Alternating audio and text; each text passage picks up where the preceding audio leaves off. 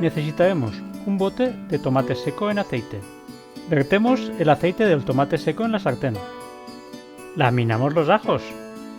Hervimos los macarrones y los escurrimos. Añadimos los ajos en la sartén. Ahora troceamos el tomate seco.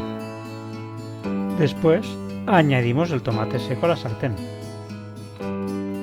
Lo sofreímos bien. Seguidamente troceamos el jamón. A continuación añadimos el jamón a la sartén. Lo sofreímos bien. Mezclamos la pasta con el sofrito. Añadimos un poco de orégano. También añadiremos unos piñones. Lo mezclamos todo bien y servimos.